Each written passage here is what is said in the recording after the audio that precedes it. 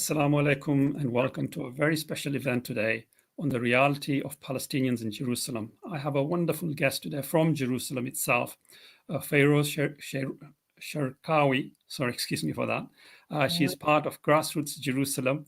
This organization has been established to map out what is happening in Jerusalem. They coordinate with different people and try and bring them together so that the Palestinians have their own narrative and an own discourse to counter the Israeli Judaization of Jerusalem and expelling of the Palestinian people. Jerusalem is such a complex issue in the manner that the colonization has operated, and the Palestinians are impacted in so many different ways. But how to understand some of this aspect, we have got approximately 15 to 20 minutes with Fayrouz, hopefully who will try and understand and bring us to get a better understanding of what is happening to Jerusalem and how Palestinians are being expelled from the holy city and undermining their livelihood, their presence, and their integrity and citizenship of Jerusalem itself. So without further ado, Fayrouz, welcome to the event and thank you for joining us. Thank you very much. Excited to be here. Thank you for having me. Salam from so yes, I'll start from exactly where you finished, being a Palestinian in Jerusalem. What does it mean to be a Palestinian in Jerusalem?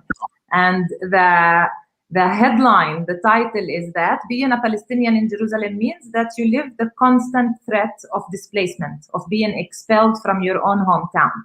What I will do in the coming 15 to 20 minutes is try to break down the different policies that are designed and implemented by the Israeli occupation authorities in order to Judaize and Israelize and Zionize the city of Jerusalem. Very quickly, just to go through the history building up to this moment, just to make sure that we are all on the same page. When I'm talking about the Palestinians in Jerusalem, I'm talking about the Palestinians living in the eastern part of occupied Jerusalem. The western part of Jerusalem was ethnically cleansed during the Nakba. There are no Palestinians living there, only Israeli settlers. But since 1967, when the other half, when the second part of Jerusalem was occupied, the Israeli occupation authorities started designing and implementing policies, master plans, and legislation that aims at one main goal: displacing as many Palestinians as possible from the city of Jerusalem. Starting with the first policy, the legal status that Palestinians hold in Jerusalem. Immediately after the occupation in 1967, the occupation authorities imposed an Israeli legal status on the Palestinian residents of Jerusalem. This legal status is misleadingly called a permanent residency. But let's start there. It's not permanent at all. It expires every 10 years. People need to renew their identity cards that we call in our daily language the Jerusalem ID. So the Palestinians in Jerusalem are considered by the occupation authorities immigrants to the state of Israel. This legal status of a permanent residency is not unique to Israel. Many other countries give this status, some more easily and some not so easily, to immigrants or refugees who wish to settle down in a new country. So they get a permit to live inside the new borders, inside the country. Now, that's what makes this special legal status that Palestinians hold in Jerusalem interesting, to say the least, because these are the indigenous residents of the city, but who are treated as immigrants to their own city.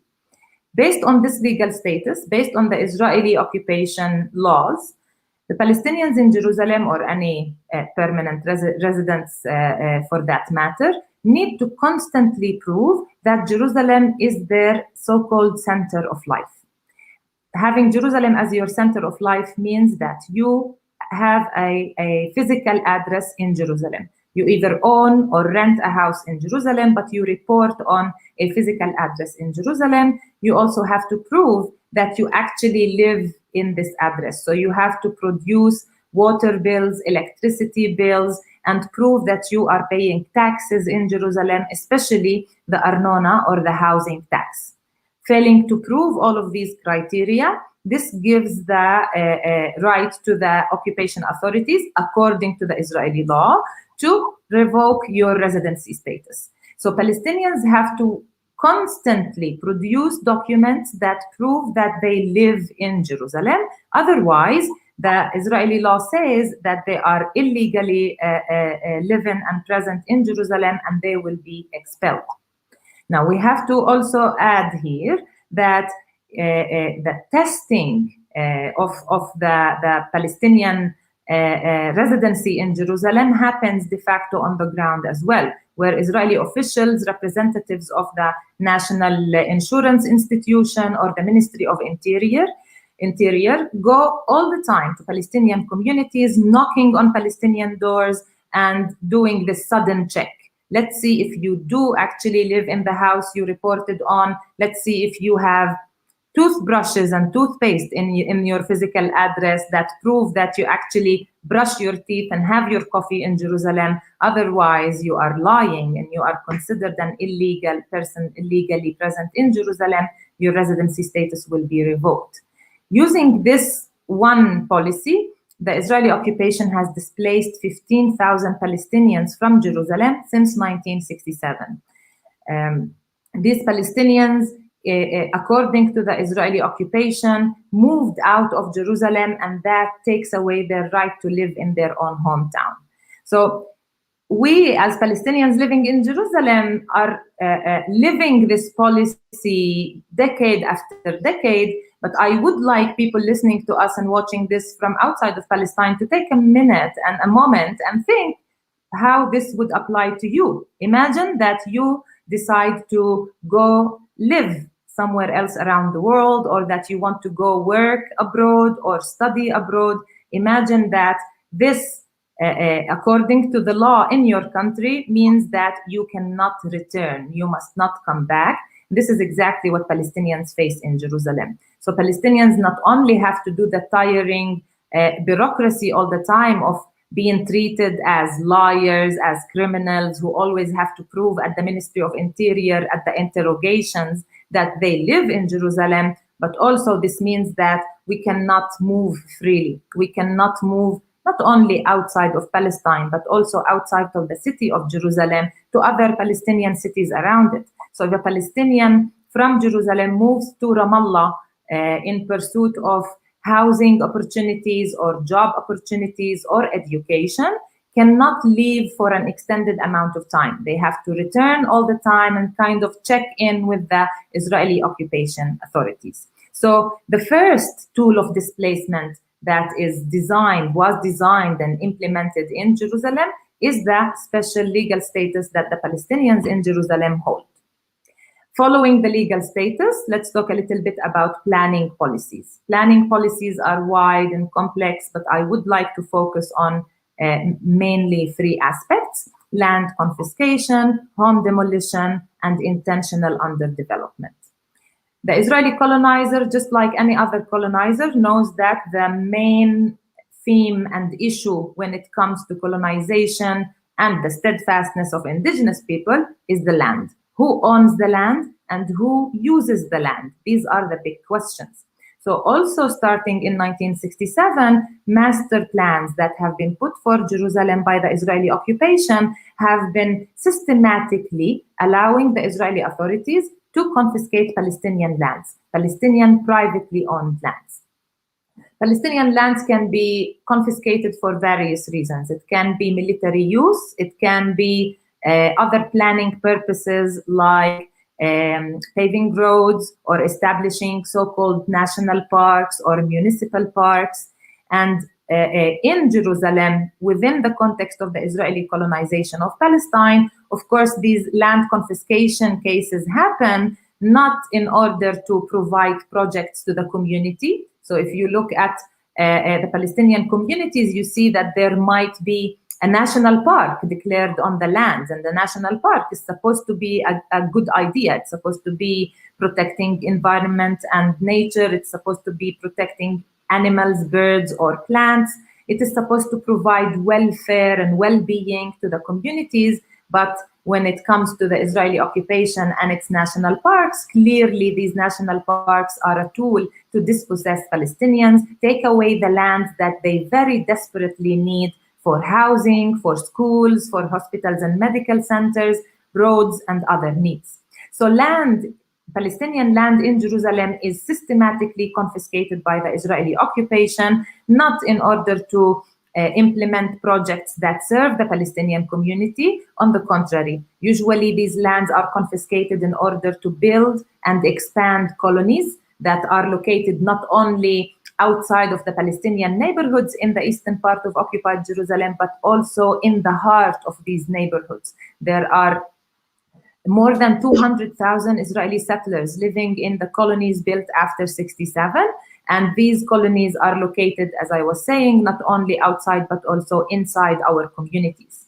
Land is also used for colonial roads. We see a huge network of colonial roads all over the West Bank, connecting settlements, colonies to each other, usually connecting these settlements to each other through Jerusalem. So there are various highways and settler roads that are built or in the process of building inside Jerusalem.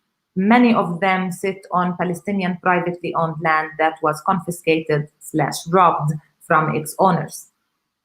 Another purpose for confiscating lands can also be building Israeli industrial zones or business parks. So, for example, in the north of Jerusalem, there is the Atarot industrial zone, and now we have a new plan to establish some sort of Silicon Valley in Jerusalem, and it is planned in Wadi al-Joz, which is a Palestinian community just outside of the old city. This is an Israeli business district, and it is not economic development for Wadi al-Joz or the Palestinians living in that area, but rather another type of colony. So when we speak of colonies, it's not only residential colonies, but also economic colonization in the shape of industrial zones or business districts. So this is in short about the land confiscation. I want to move next to home demolition, which is another very effective tool of displacement. Demolishing a house is uprooting the people literally from the land, from the ground, from the city, and Palestinian homes are also systematically demolished by the Israeli authorities. Now, if you challenge the Israeli occupation authorities and say you are demolishing Palestinian homes in Jerusalem, they would claim that no, that's not the case. We have a law. The law says that any new construction must come with a permit built based on a master plan. And they claim that Palestinians in Jerusalem build illegally, and that is why they demolish the houses. So they say, we don't demolish Palestinian homes per se, we demolish homes that are built illegally, and that's based on our law.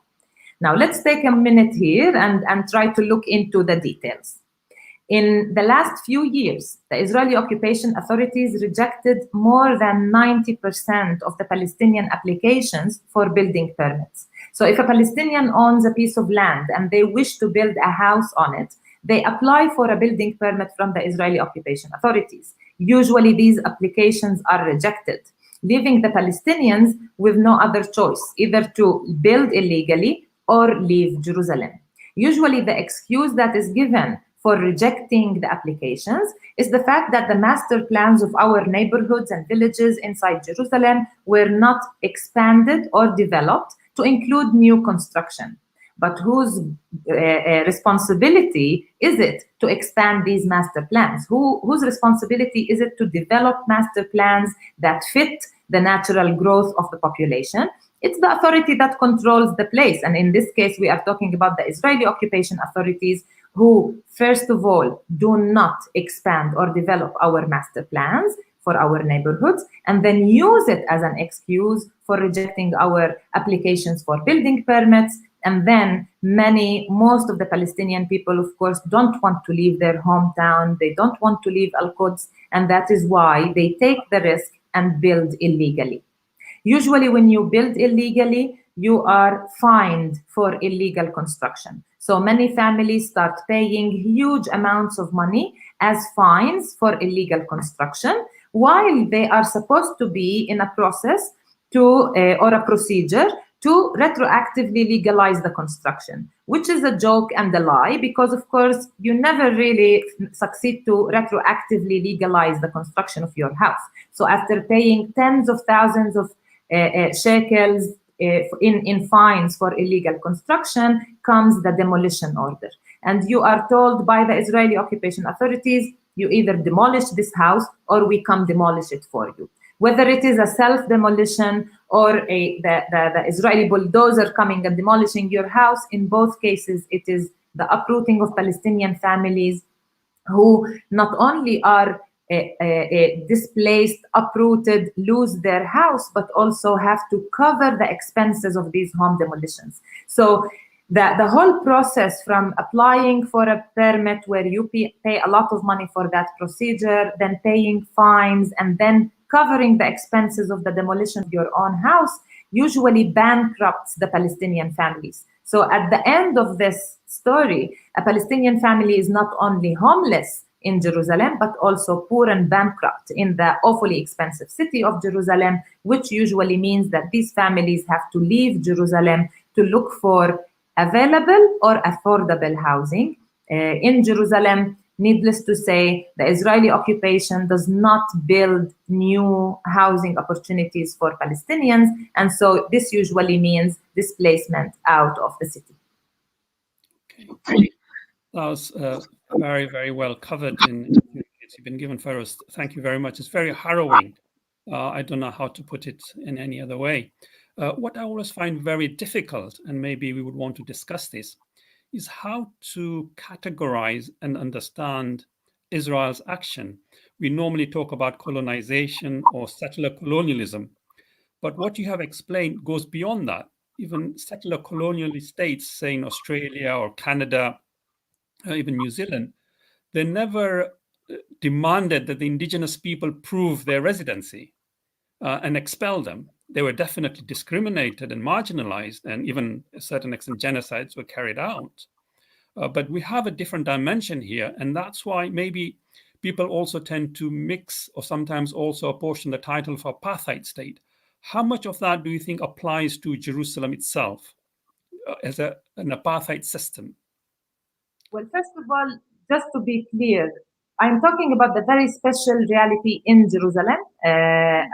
Other places, colonization and colonialism takes different shapes, different colors. This is the very special case in Jerusalem, where for the state, the colonial state of Israel, the goal is to continue with the Nakba, the displacement, the empty Jerusalem of its Palestinian residents, which is also what the colonies and settlements are doing all over the West Bank, basically pushing the Palestinians into small areas, and while expansion of colonies happens all around them.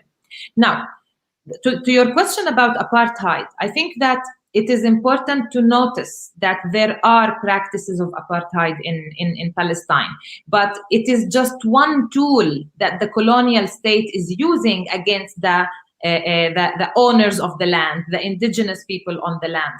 The segregation, the double standards, the different legislation applying to different groups is a tool to achieve the colonial goals in Jerusalem and elsewhere in Palestine.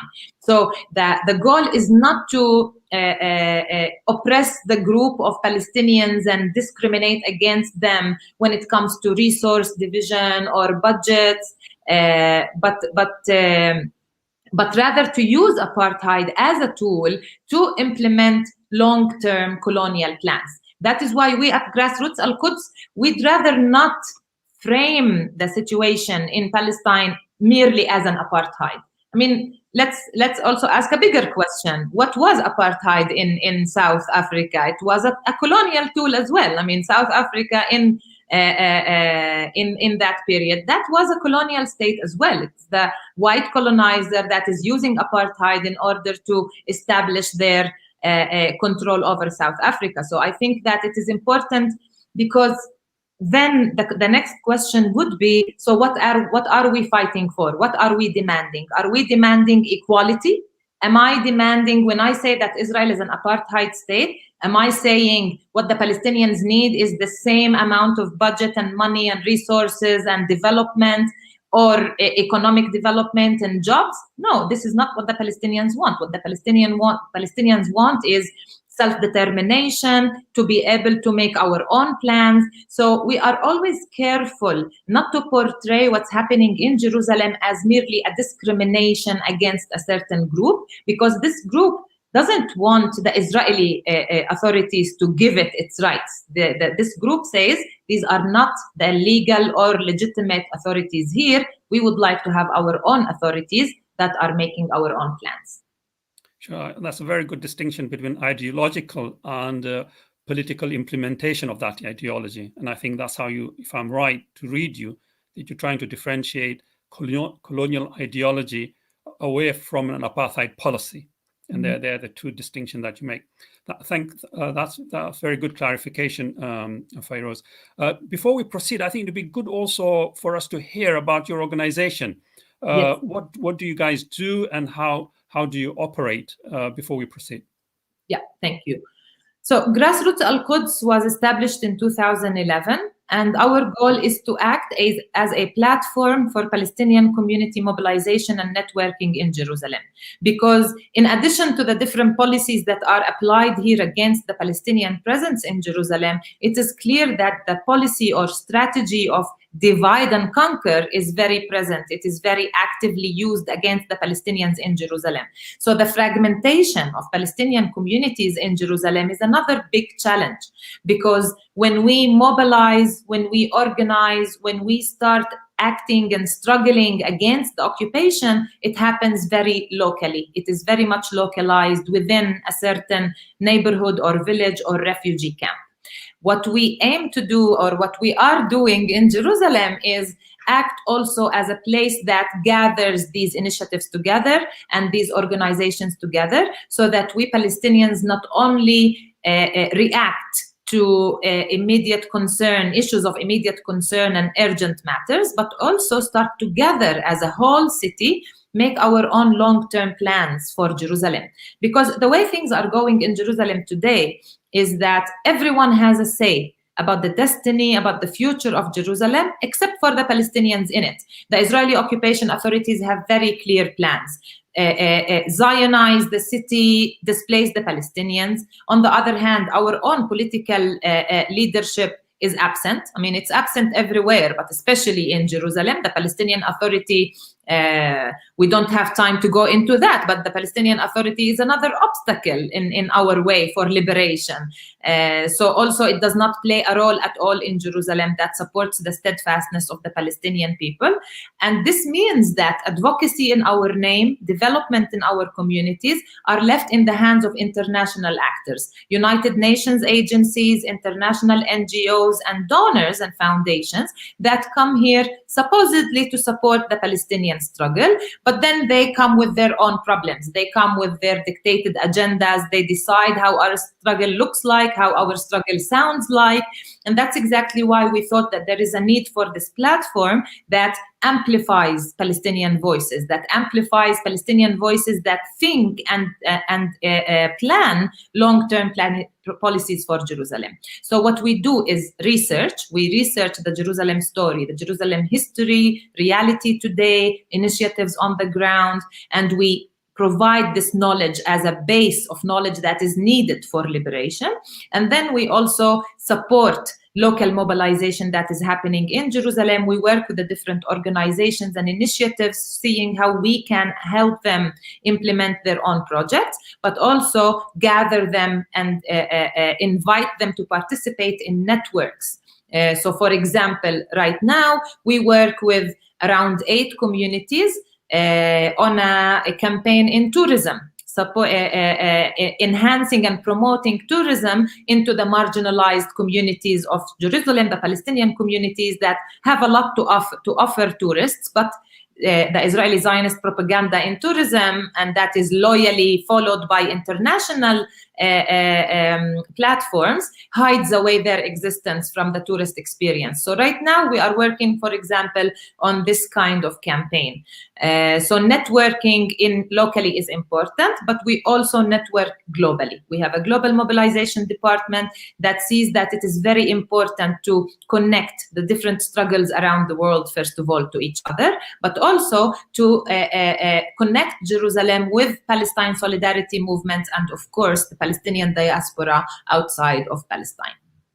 So going back to your tourism aspect, would you say that people who come from abroad, they can contact you and you could help them sort of have their, if you like, ethical tour of Jerusalem and Palestine? Exactly, even more than that. Well, first of all, thank you for mentioning the tour. We do offer a tour in Jerusalem. We offer a political tour or a Jerusalem reality tour. We call it the Grassroots tour of Al-Quds. And it is a tour that takes groups around the city, showing them what it means to be a Palestinian living in Jerusalem on the ground. But even more than that, we think that there is a need for a louder Palestinian voice approaching and speaking with visitors and tourists. Because again, the Israeli propaganda is very Zionist. It's very systematically hiding away Palestinian places to visit, Palestinian people to meet, Palestinian products to buy. And again, it is followed loyally by international engines like Google or Airbnb or Booking.com and many others. And so what we started this, we started with the political tour. And then in 2014, we published our political tourist guidebook to Jerusalem that we called Wujud. Wujud is Arabic for existence or presence. And we just published the second edition of it. Here I have a copy right next to me. We published the second edition of it last year. And Wujud does exactly that. On the first hand, Wujud is a book to have about Jerusalem, to read the Jerusalem story. So it has a whole section, a chapter about the political reality in Jerusalem, but then again, it's a tourist guidebook. It tells you how to be an ethical, responsible tourist in Jerusalem and elsewhere in Palestine. So what are the places to see in Palestinian neighborhoods? What are the shops and markets to go visit and buy your souvenirs from? How you can not only be an ethical tourist, but also support the Palestinian steadfastness and support the Palestinian economy by investing your money in it. Let's go back to some serious. Thank you for explaining to us about your grassroots organization. It's very, very helpful. And I would encourage people to visit your website, and those who are visiting Jerusalem to at least come and visit you guys for guidance. I think that'd be really good. But let's go back to more serious stuff on the ground. That's what's happening. As you yourself have mentioned, that Israel works with impunity in the international arena, gets away with whatever it wants to do. And the fact is, those in the politics in the West and around the world know exactly what is happening to the Palestinians. It's not news. Yeah.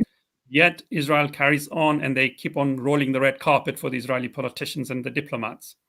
How do you think Palestinians themselves and those who are concerned, NGOs and people who are listening to this, how do you think they can act to bring about a change in the mindset and the construct, a Zionist discourse towards a more partial understanding of the region, impartial rather, excuse me, so that the two parts can be brought together and we have freedom for the Palestinians?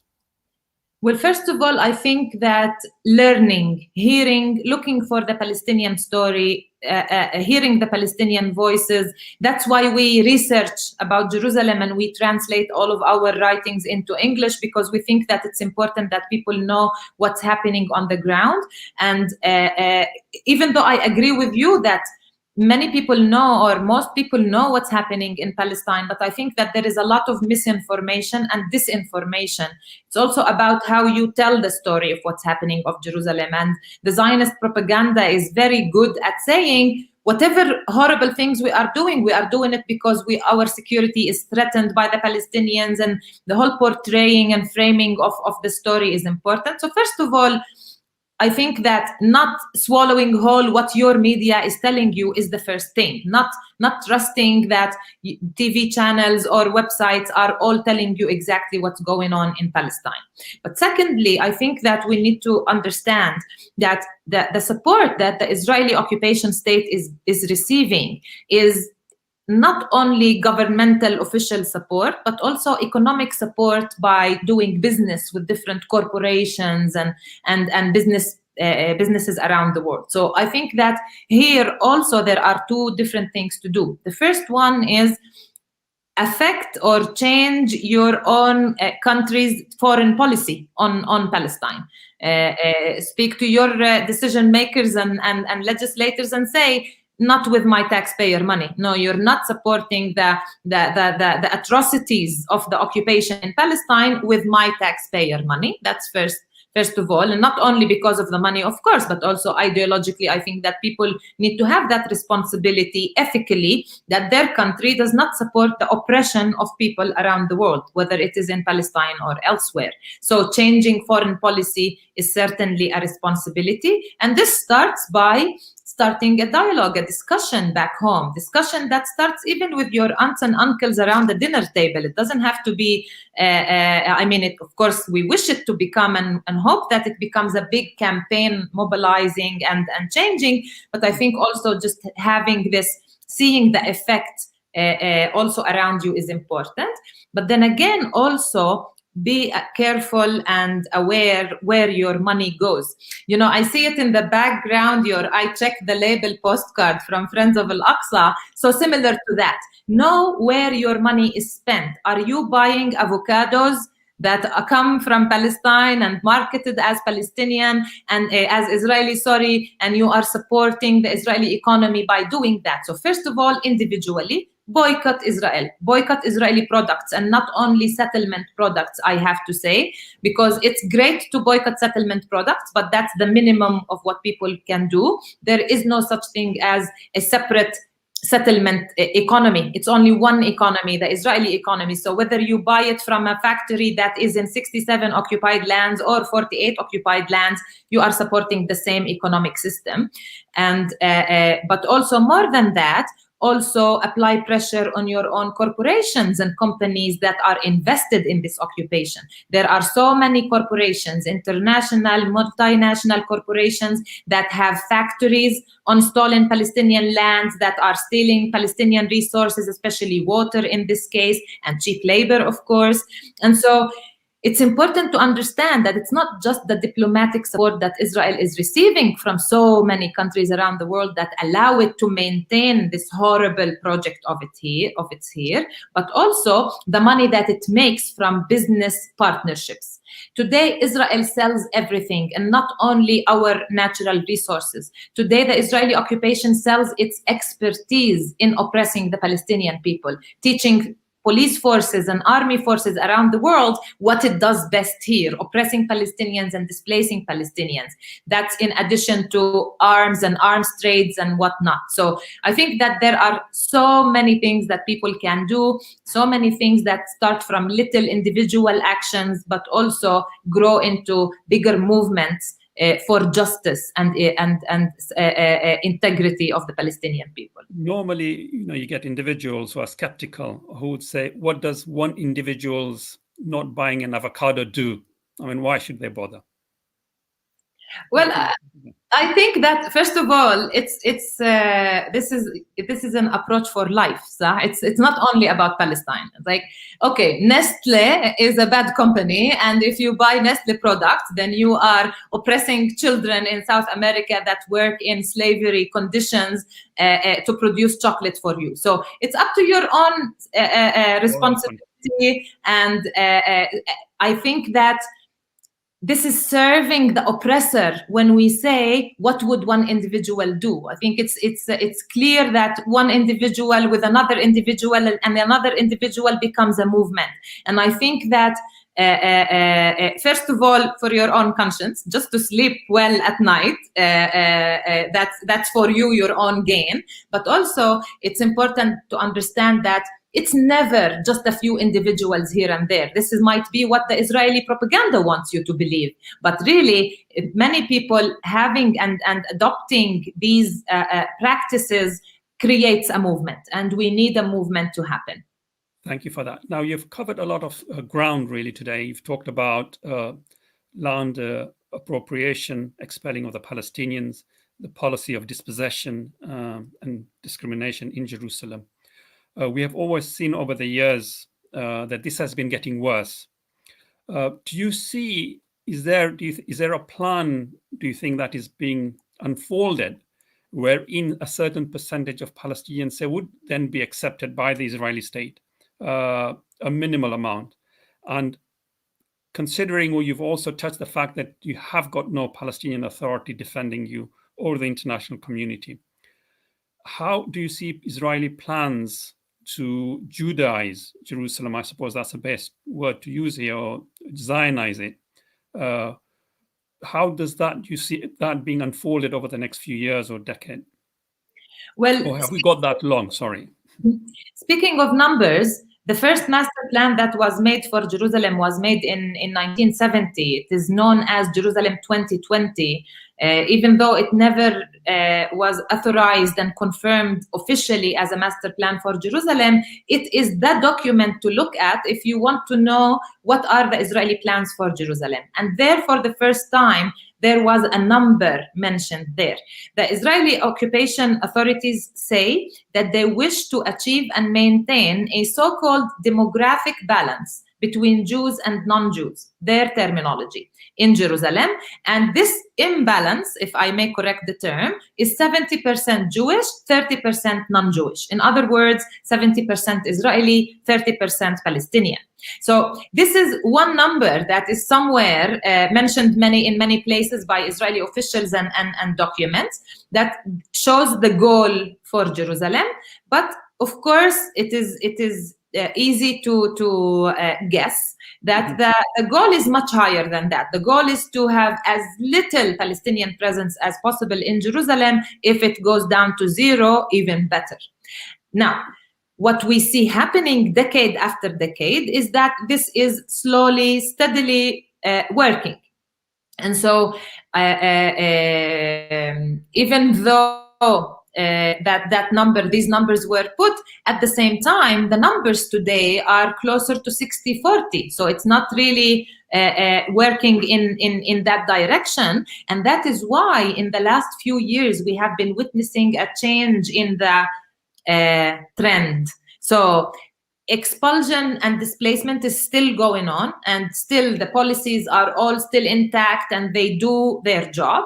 But at the same time, the Israeli occupation realized that it needs to find an answer to these stubborn Palestinians that are not so easily uprooted from Jerusalem. And so they started in the last few years implementing also policies of inclusion. So how do we include the Palestinians in Jerusalem while still disempowering them and still making sure that our goals, political goals, are met in Jerusalem? We colonize their education, but mostly their economy. So what happens today is that there are more opportunities for Palestinians to, for example, study at the Hebrew University of Jerusalem.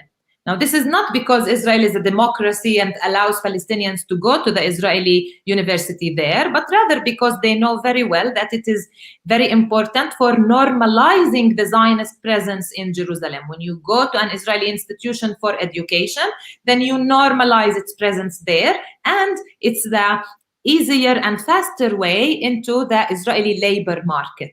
And so in recent years also we have been witnessing that there are many different training centers maybe that are open for Palestinians, how they can go and find jobs in the Israeli market.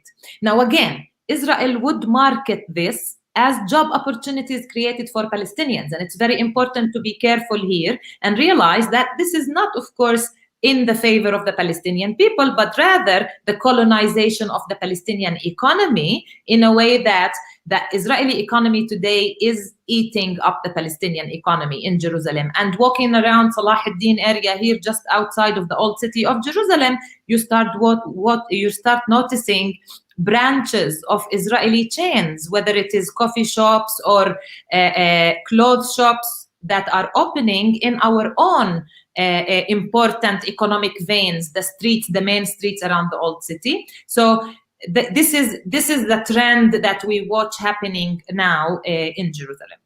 There's one more aspect that is sort of propelled quite subtly, that Israeli Palestinian issue is really to do with Muslims and Jews. And of course, Jerusalem is one of those things that exposes that, the fact that Jerusalem is the site of Christianity, the birth of Christianity, and it has some of the holiest Christian sites there. and many Christians live in Jerusalem as well. So I just want to know how Palestinian Christians are fared and what is their position.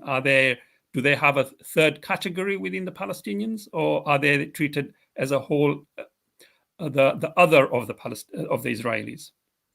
Well, I'm happy for this question. First of all, it's important to focus on the fact that this is not a religious conflict. It's not a conflict over Al-Aqsa and that's it. Al-Aqsa is used by the colonizer in order to meet colonial goals. And it's Israel's benefit to divide us into religious groups and say there are Christian Palestinians and there are Muslim Palestinians. I mean, it's always been the case. There have been Muslim, Christian, and Druze Palestinians living here for so long, and even Jewish Palestinians who were here way before the Zionist immigration, and dividing them is in the favor of the colonizer. And portraying this and framing this as a religious conflict is very dangerous. While if you look at our history as Palestinians, Christian Palestinians, just like Muslim Palestinians, are, they're basically Palestinian people. So first of all, they are oppressed the same way. They have their homes demolished. They have their lands confiscated. They have their schools locked down. They have their economy suffocated because they are an integral part of the Palestinian people, whether in Jerusalem or outside of Jerusalem. Also, we see that they have been an integral part of our struggle for liberation. They are mobilizers. They are freedom fighters. They are prisoners. They are martyrs. So it's very important not to go into that very problematic area where we look at what's happening in Jerusalem or Palestine as merely a conflict between two religions that are fighting over a holy site. That is not the case. And, 3 years ago, there was the Lions Gate uprising in Jerusalem. Bab al-Asbat is Lions Gate. And there was an uprising there. You can read about it since we are short on time, but there was an uprising there because the Israeli occupation wanted to put metal detectors and surveillance cameras at the entrances to Al-Aqsa compound. When 10,000 people met every evening outside of Lions Gate, they were not all Muslims. They were not all Muslims that were fighting for a mosque. They were all Palestinians. There were religious people. There were secular people. There were Christians and Muslims, and there were all kinds of Palestinians outside fighting for the symbol of their ownership and belonging to Jerusalem. Al-Aqsa is not just a holy site. Al-Aqsa is a symbol of our belonging to Al-Quds, to Jerusalem, and that is why everyone was there defending it. And I think that's very important to remind everyone because, again, not only Israeli but other voices as well would like to highlight this as a religious conflict, and that's dangerous and untrue. Thank you very much indeed for a very, very enlightening talk, really, to provide us with a glimpse of what is happening to the Palestinians. I mean, you've touched many issues that I'm sure will disturb a lot of people who don't know much about Jerusalem. And even those who do know, will be moved and will want to do something. For me, I will conclude. Before I conclude, is there anything else you would like to say to our viewers or how they can get more engaged on the issue of Palestine and for justice? Well, it's just an invitation to everyone to learn more about Jerusalem. So you can visit our website. You can just look up Grassroots Al-Quds. Our website, our social media have a lot of information. We share news and updates about Jerusalem all the time. So be in touch and check our channel so you learn more and watch more about Jerusalem. Thank you very much for that, Fayrouz. And to our listeners, we've had something amazing today. We've understood how the policies are operating of land appropriation, house demolitions, expelling the Palestinian people, the issue of Palestine and Jerusalem in particular, how different communities have worked together, and the aspect of colonialism that has been explained, I think is very important for us to understand. And how to counter that, I think, is a responsibility for everybody. We talk about decolonialism, we talk about post-colonial states, but really colonialism is living and kicking in Palestine. And therefore, the job has not finished. And therefore, I appeal to everybody who is listening to be mobilized for justice and for ourselves, to create a more fairer global society where everybody is respected for who they are and what they are. And I hope with those words, we encourage everybody to join us in our next session as well. And to, as has been mentioned, to visit the website of Grassroots Al-Quds and also Friends of Al Aqsa. So thank you very much for joining us, Fayrouz, and thank you very much for all of our viewers as well. Assalamu alaikum wa rahmatullahi wa barakatuh.